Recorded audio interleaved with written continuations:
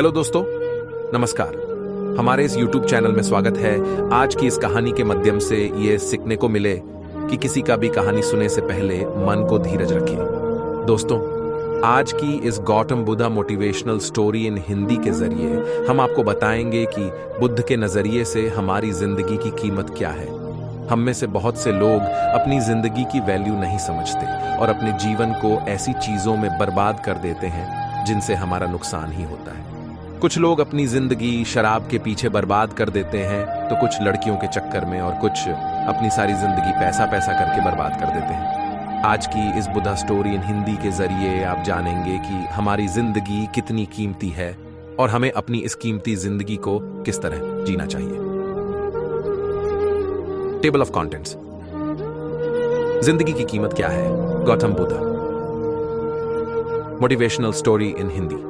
एक बार की बात है, गौतम बुद्ध अपने शिष्यों को जिंदगी से जुड़ी अच्छी बुरी चीजों का ज्ञान दे रहे थे। सभी शिष्य उनकी बातों को बहुत ध्यान से सुन रहे थे। उन सभी में एक शिष्य ऐसा था जिसे प्रश्न पूछने की बहुत आदत थी। Gautam Buddha motivational story in Hindi, Buddha story in Hindi, Buddha motivational story in Hindi. वो उठकर गौतम बुद्ध के पास गया और उनसे बोला, आप हमें जिंदगी के बारे में जो कुछ सिखा रहे हैं उस सब का क्या फायदा?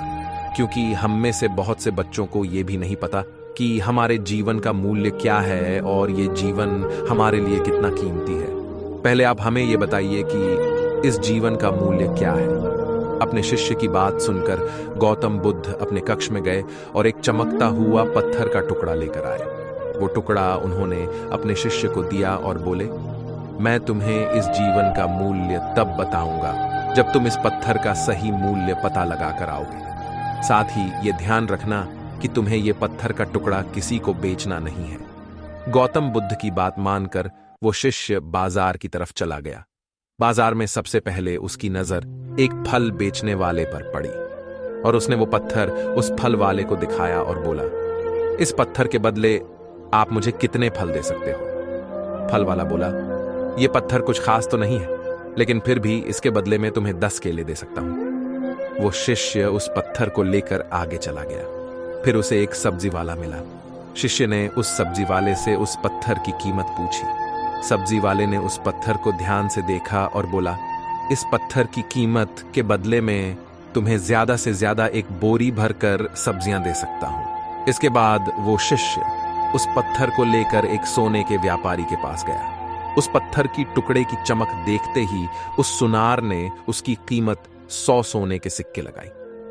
शिष्य ने वो टुकड़ा बेचने से मना किया तो वो सुनार उसके बदले 200 सोने के सिक्के देने को भी राजी हो गया, लेकिन शिष्य ने वो पत्थर नहीं बेचा।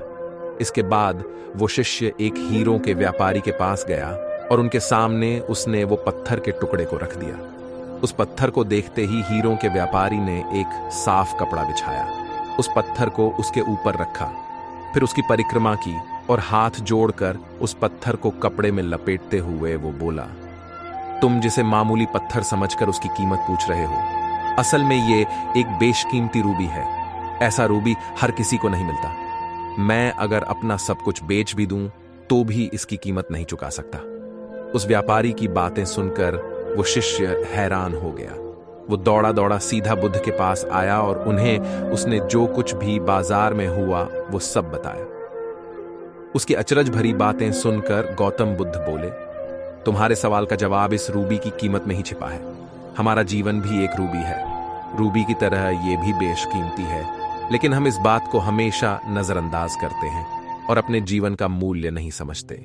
हम दूसरों को देखकर और उनके जैसा जीवन जीने की कोशिश में अपने जीवन की कीमत को कम कर देते हैं। हम ये सोचते हैं कि हमारी जिंदगी की कीमत वही है जो दूसरे हमें बताते हैं, लेकिन ये बात हमेशा ध्यान रखना कि सामने वाला अपनी हैसियत, बुद्धि और अपनी समझ के हिसाब से तुम्हारी कीमत लगाता है। दोस्तों, आज की कहानी इतना ही है। मुझे यकीन है आपको कुछ सीखने को मिला।